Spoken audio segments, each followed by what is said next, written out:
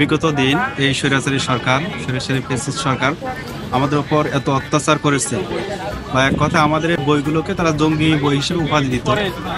আর এই শিবির সম্পর্কে যাতে মানুষ শিবিরের কাছে আসতে না পারে, সেজন্য শিবির রক কাটে বা শিবির নামে বিভিন্ন ট্যাগ দিয়ে অপবাদ দিয়ে যাতে সাধারণ মানুষ শিবিরের কাছে আসতে না পারে, সেজন্য আমাদের উপর এরকম অপপ্রচার চালানো হয়েছে।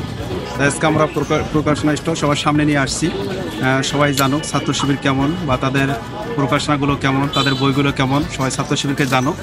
এই জন্য মূলত আজকে সবার সামনে বা আমাদের এই কলেজ মাঠে প্রকাশনা স্টল নিয়ে আসা।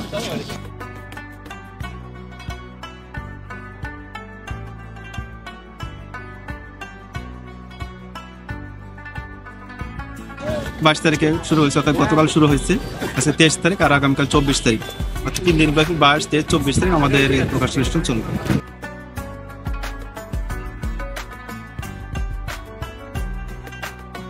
বাংলাদেশ ইসলামী ছাত্র শিবির কেন্দ্র নির্ধারিত সার্কুলার অনুযায়ী সারা বাংলাদেশের প্রত্যেকটি শিক্ষা প্রতিষ্ঠানে আমাদের নববর্ষের প্রকাশনা উৎসব চলছে।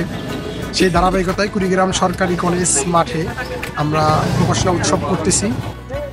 24 সালে জুলাই আগস্টের যে একটা গণ অভ্যুত্থান হয়েছে, অভ্যুত্থানের পরে আমরা ইসলামী ছাত্র শিবির প্রত্যেকটা শিক্ষা প্রতিষ্ঠানের ছাত্র শিবিরের যে মূল মেসেজটা ছিল, আমরা ইসলামের আলোকে কিছু ছাত্র ভাইদেরকে তৈরি করতে চাই, সেই মেসেজটা আমরা প্রকাশনার মাধ্যমে তাদেরকে বোঝানোর চেষ্টা করতেছি। আশা করি আলহামদুলিল্লাহ সাধারণ ছাত্রদের অনেক সাড়া পাচ্ছি, আমাদের প্রত্যাশার বাইরে অনেক বেশি সাড়া পাওয়ার কারণে আমরা আনন্দিত, এবং আমরা এই ধারা অব্যাহত রাখবো। প্রত্যেকটা প্রতিষ্ঠানে ইসলামী আন্দোলনের মূল মেসেজ এই প্রকাশনার মাধ্যমে আমরা তাদেরকে দিতে চাই।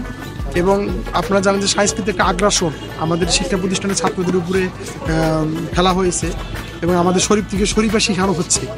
এই জায়গা থেকে আমরা ইসলামের যে মূল মেসেজগুলো ছাত্রদের মাঝে দিয়ে আমরা ইসলামের আলোয় আলোকিত করার মাধ্যমে আগামী কিছু প্রজন্ম তৈরি করতে চাই।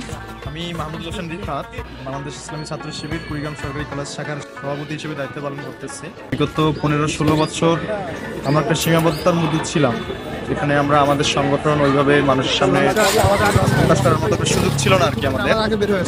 তো আমরা এখন একটা আমাদের মোক্ষম সময় এসেছে যে আমরা আমাদের আদর্শ আমরা মানুষের সামনে উপস্থাপন করতেছি, যে আমরা কি করি, আমাদের প্রকাশনা কীরকম, আমাদের আদর্শ কীরকম, এটা মূলত মানুষকে জানানোর জন্যই মূলত আমরা এই আয়োজনটা করেছি।